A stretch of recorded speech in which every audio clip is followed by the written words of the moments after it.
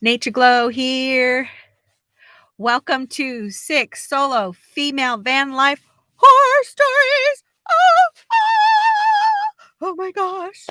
Oh my goodness. So today I have 6 horror stories. 6 solo female van life horror stories, and stick to the end and I'll give you a bonus number 7. Here we go.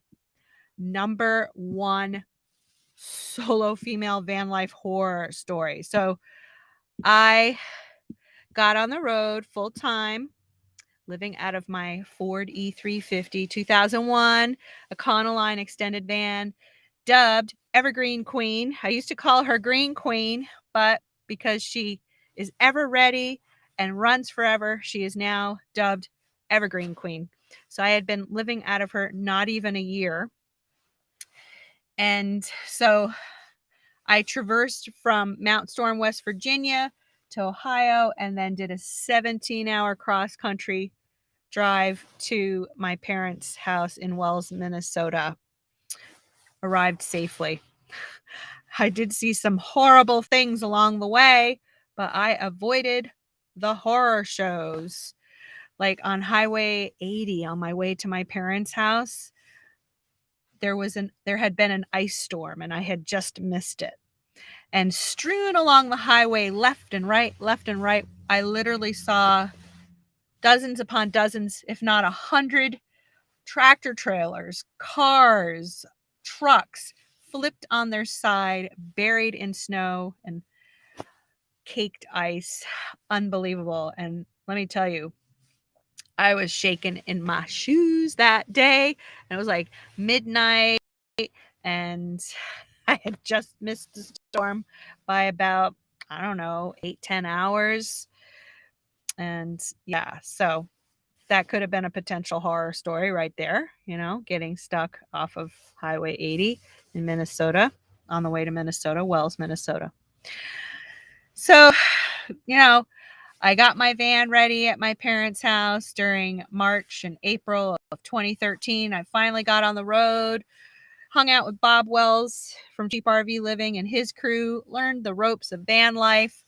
And then the biggest reason I got on the road was to connect with the nomadic community in Quartzsite, Arizona. So that was going to be my first Rubber Tramp rendezvous.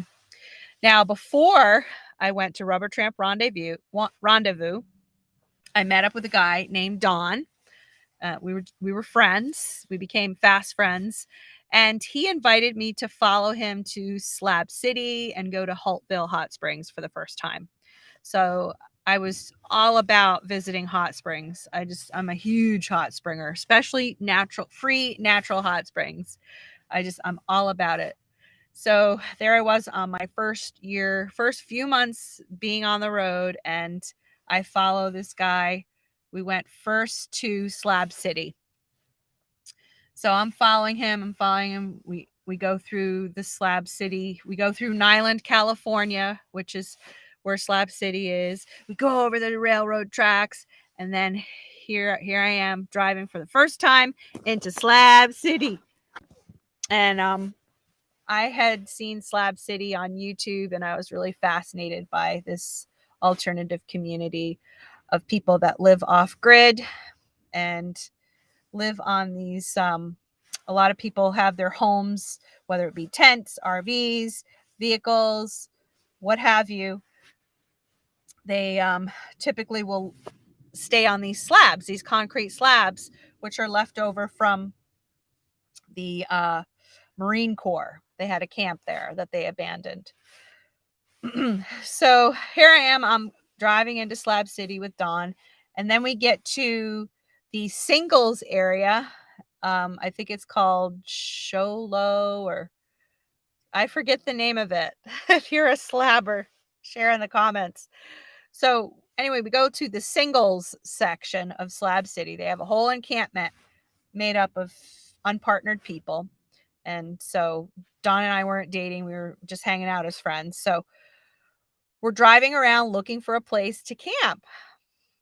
And so he finds his spot, and I'm just like, oh, like, here it is, my first year on the road. I don't know anybody in Slab City. And, I'm just kind of still feeling a little bit scared and I just want to camp alone.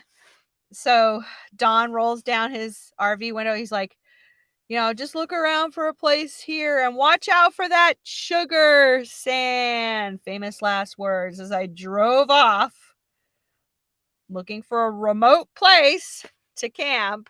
And guess what happened? I didn't watch out for the sugar sand and I ended up driving along and having this sinking feeling like, what's happening? And then here I am. I'm like, this is the first time in my whole life that I've ever been stuck in the van. Oh my gosh. So let me count how many months into van life before this happened. So it was May, June, July, August, September, October, November. 7 months. 7 months into van life. Yeah, we took off in November. Or it was probably late November. So I'm like digging in. I don't know any better. I don't know anything. I should have studied how to get out of the sand, how to not get stuck. How to not get stuck. What I should have done is jumped out of the van and tested the ground. And there was a good reason why people didn't camp out too far beyond the circle of people that were there. It's because they knew better. I did not. So the horror about this was that I had lodged the wheel. So the wheel was literally almost buried. You could see and I've got giant wheels, off-road wheels. So you could see like this much of the wheel at the top. Actually a little less. So I dug myself in really deep. And Don couldn't help me. He didn't. And no one that we were camping around could help me. So I sat there stuck for 3 days. And let me tell you, I was really scared and nervous. First year van lifer, solo female van lifer, and I'm stuck in the sand. So, we enjoy Slab City. I go to the little food area. I forget what it's called. The cafe, the Slab City Cafe. So I think it's my second day of being stuck. I talked to one of the folks that famously has lived in Slab City. I think it's Builder Bill or Solar Bill. I think it's Builder Bill.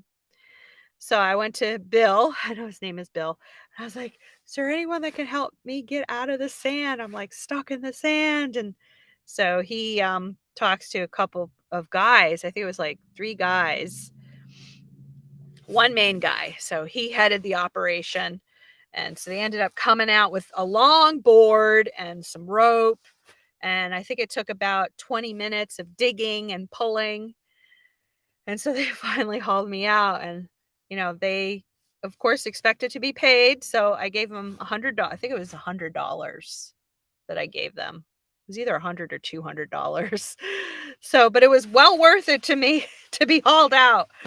Woo! Yeah, let me tell you. I was like, whoo. Oh my gosh. All right. So, number 2, my second solo female van life horror story for today. Drum roll. Carson City, Nevada. This was also my first year on the road, interestingly enough. So I was planning to go to Lake Tahoe. That was actually the year that I went to Lake Tahoe and then Oregon. Yeah, 2014. So I was camping, I think it was like April or May. I was camping in National Forest. It didn't look very foresty, but I was on a hilltop overlooking Carson City. Beautiful little camp. Not as private as I like. Like there was a local that kept walking by and he'd be like, "Are you okay over there? Do you need any help?" And I'm just like, "Shut up. Leave me alone. I just want to be alone." Like during my first few years on the road, I was all about being alone. You know, Wonder Hussy says on her channel, I want to be alone. Well, I wanted to be alone. And, you know, here this local from Carson City, just he kept like making comments every single time he'd walk by my camp. And I was just like, oh, come on. Finally, I yelled at him, just like, would you just leave me alone? So this actually, I forgot about this.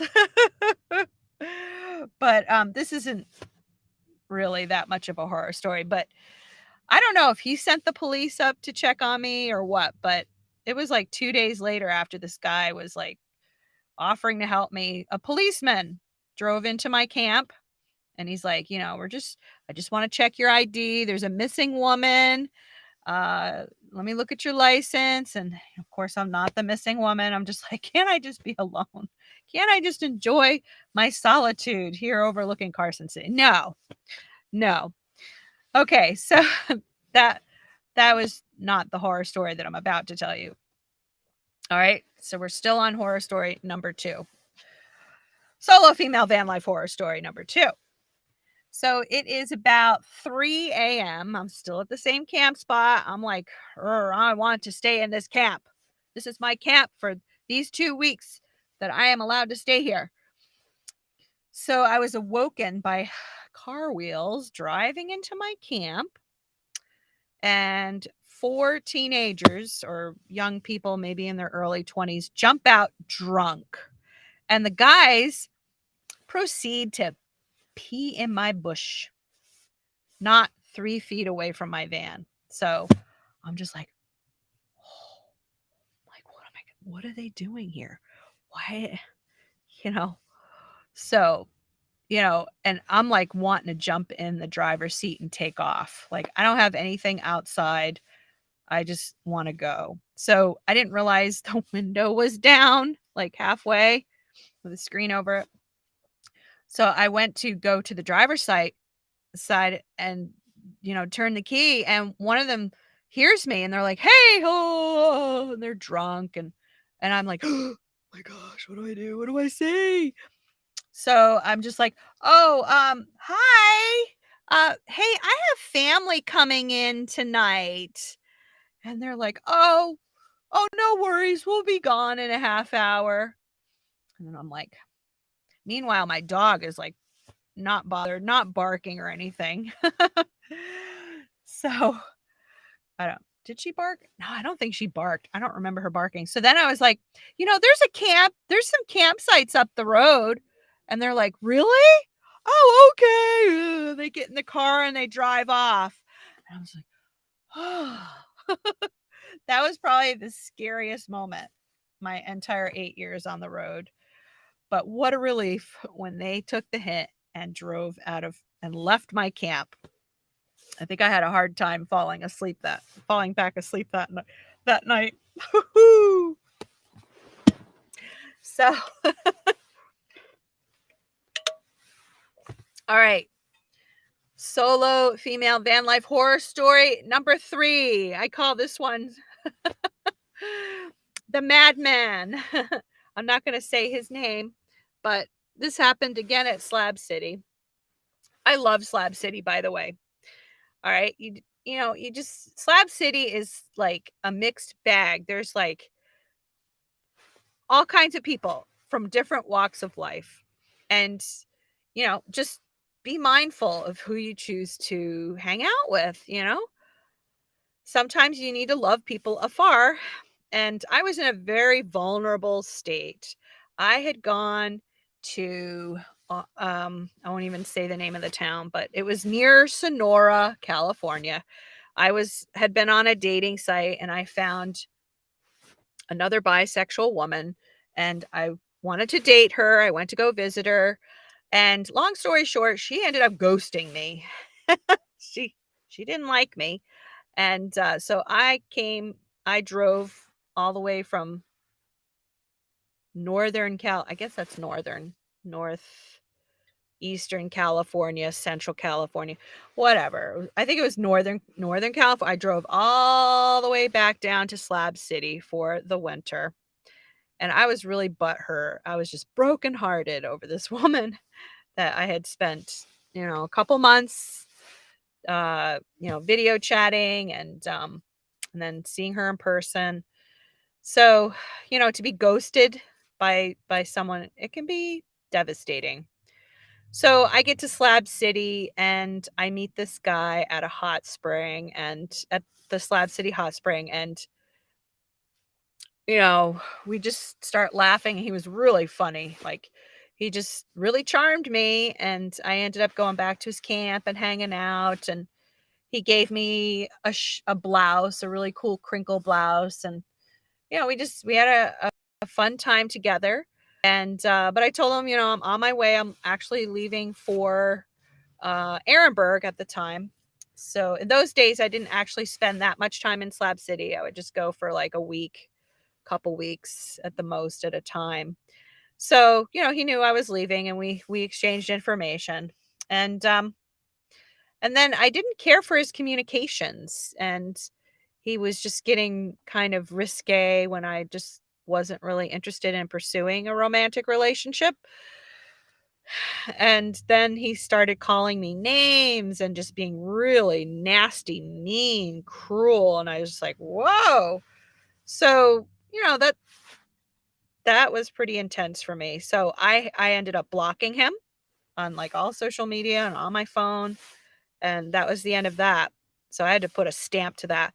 But, that was just kind of a horror story, like to meet someone and like, sometimes my downfall can be trusting someone too quickly. And my guard was down, I was brokenhearted and feeling lonely and, just I let my guard down on that one with that guy and he ended up being a real jerk, just really nasty. So, you know, I'm fortunate that he didn't try to come after me, but he was starting to talk violence and to harm me and I was just like, "Oh, no. Cut this off." So he's probably long forgotten me and hopefully gone from Slab City. Cuz I love the Slab, so I wasn't going to let that person ruin Slab City for me. Okay. Solo female van life horror story number 4. Bum. Okay. So, back in 2019, I oh gosh, this actually could be a couple of horror stories rolled into one, but I'm just going to keep this brief. I headed back east to visit friends and family in 2019 in Evergreen, Queen. And also, I was looking for a career change, maybe to work in a private alternative middle school.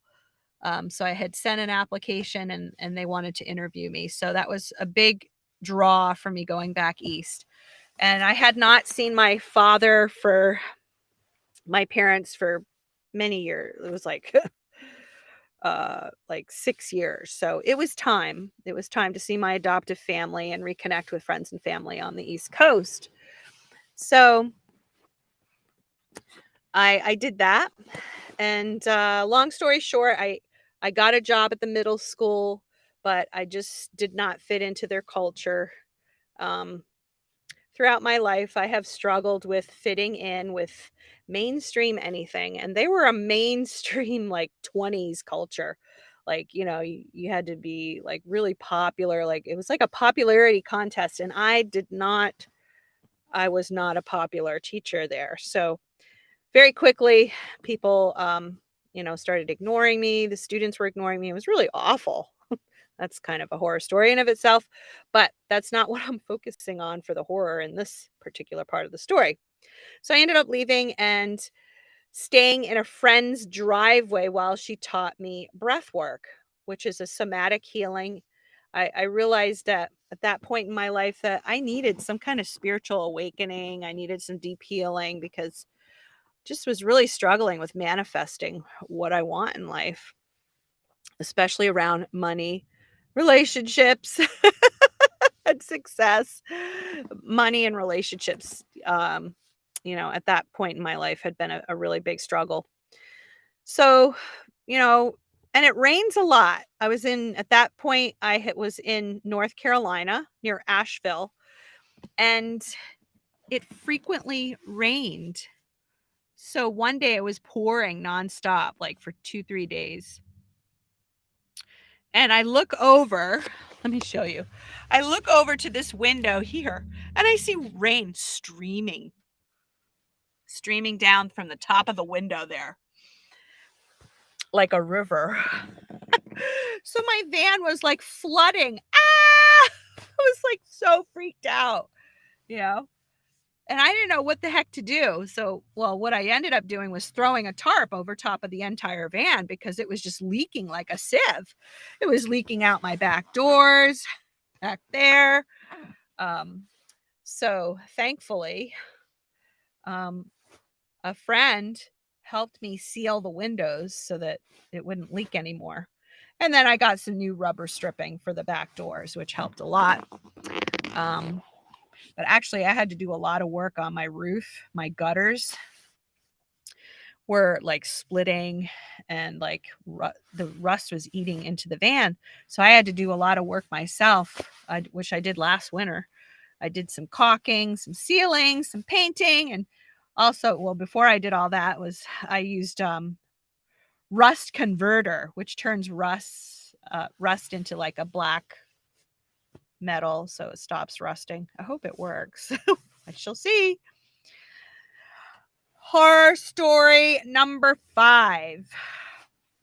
So, as I have mentioned, I'm just kind of squirming around here just to keep this video interesting. So I'm not just a talking head.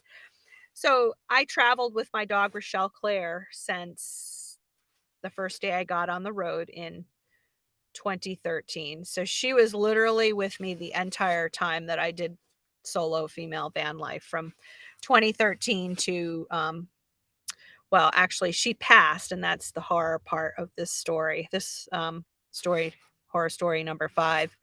So unfortunately, my dog towards the end of her life, like the last 3 or 4 years, she would have seizures.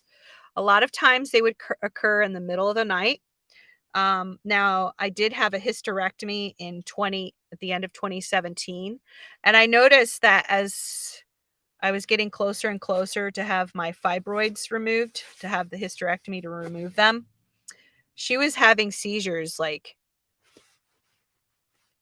back to back, like I remember she had 3 seizures 3 nights in a row.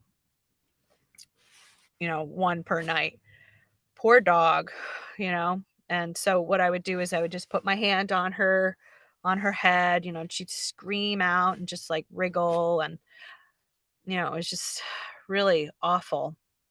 So, unfortunately, it was April 9th, 2021. We were camping just north of Bishop, California. And in the middle of the night, she had a seizure. I didn't think much of it because, honestly, she had been having seizures over the last 4 years. But I had noticed that she was getting weaker and weaker. She was 15 years old. So, a good ripe old age for a dog. And so when I got up out of bed the next morning, I went to, take care of my business. And when I returned to the van after a walk, I noticed that she was sitting on the ground trying to get up, and she couldn't get up. And I was like, oh my gosh. And she was like getting frustrated and screaming and crying like dogs can do. She's like, and then she did something really weird. She started scrabbling towards the bushes. Like she wanted to go in the bushes. I think what she was trying to do was go die in the bushes. You know how animals will do that.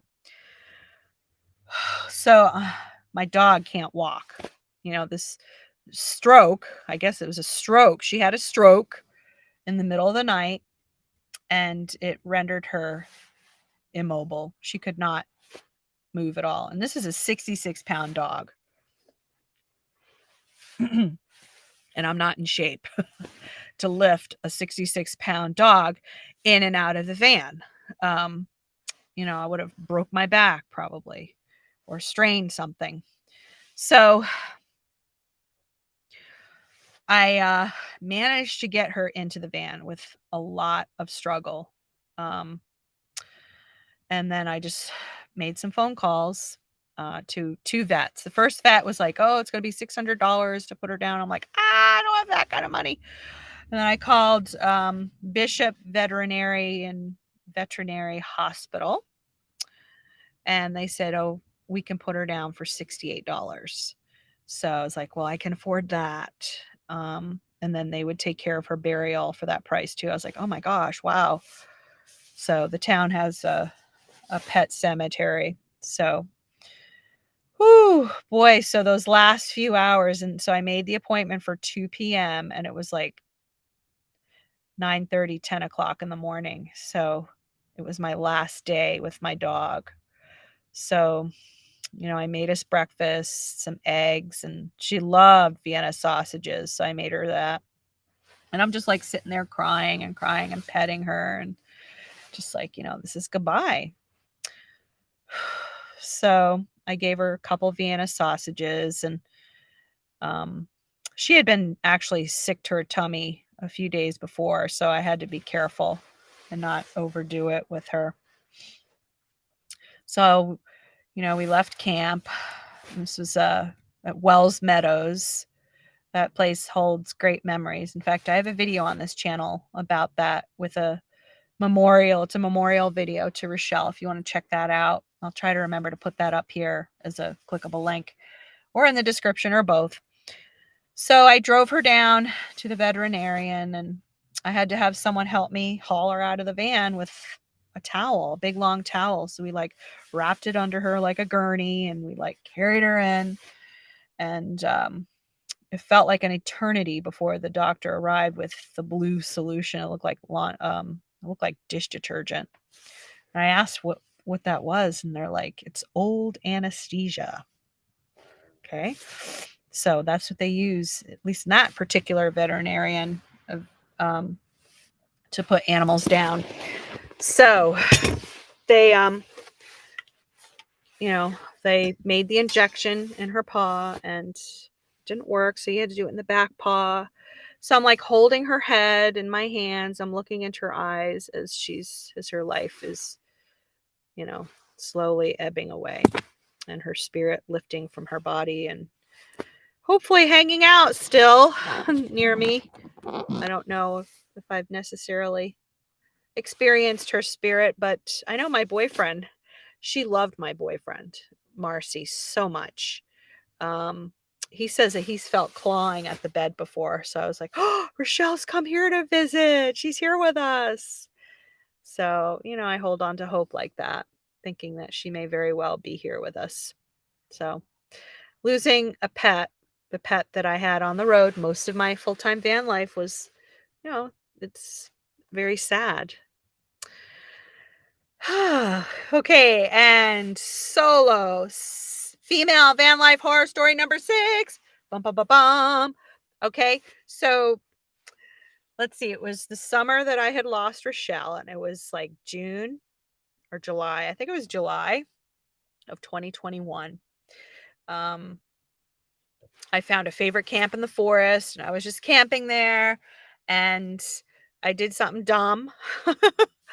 There was a big wide open space behind my camp, and I decided I'll just turn around here to leave camp. That'll be easy enough, right? No, I ended up getting stuck like Chuck again. I've actually been stuck 3 times in the 8 years that I've been full time on the road. So I forgot to tell you about the second time I was stuck in Slab City looking for a remote camp again. That gets me in trouble. So So I'm turning around in Inyo National Forest, and I get stuck in the forest dirt, and my wheels spinning, spinning, spinning, spinning. I really need to learn how to get unstuck. There's some equipment that you can buy. I should buy that because this this happens, 3 times. I just need to learn my lesson here. So I'm stuck. And thankfully, I had met a friend the day before. And so he came over, and together with our shovels, we tried to dig me out, but to no avail. So 3 days later, we he calls a guy that is able to haul me out, and that guy was brilliant. It was a towing company, and this guy was willing. He willingly came into the forest, and he had a 4x4 truck and some winches, and I swear he had me out of there in less than 15 minutes. It was truly miraculous how he just hauled me right out of there. Whew, yes. So, 6 horror stories, what I would consider horror stories. So, but here's a bonus, number 7. Bonus number 7 horror story. Whew. So, I've expressed earlier that I have struggled as a solopreneur, as an online teacher. Like I taught online for, I guess, 10 years. And over the years, I was like making less and less and less and less money. And then the marketplace, I left one teacher marketplace closed down, click.com. And then I was teaching without school. And, I so badly wanted to have my own company, like just market directly to parents on social media and have them come to me for online classes. And that completely flopped. And then I got myself into big credit card debt and personal loan debt from trying to go through like these high ticket programs that, not promise, but they make it look really great. Like you're going to, you know, sell high ticket online courses. And I tried doing that and I fell flat on my face. Um, I literally just failed at marketing, social media marketing, flat on my face, and then in credit card debt from all these programs, and just trying desperately hard. And finally, I just ended up with hardly any money in my bank account. And last January of 2022, I almost did not have enough money to put gas in my tank. And I was really scared. So I was stealth camping in the city, and that's when my boyfriend and I actually hooked up. Well, I don't like that term hooked up, but he and I got together, and he literally saved my butt. Um, so yeah, I mean, that's a horror story to, not have the money to put gas in the tank. That's like probably my biggest fear, and probably why it happened is because, of just having that residual fear. Oh my God, I don't have money to put in my gas tank. What am I gonna do? You know? And the fear of being stranded. I mean, I've seen YouTube videos of people that they will just go to a gas station with a gas tank and just like, ask people to fill their tank. I've never done that, and I don't want to have to do that. So, yeah. So, those are my 6 horror stories of solo female van life with that bonus number 7. Thank you for watching, and check out the next video that pops up here, and I will see you in the next video. Woohoo!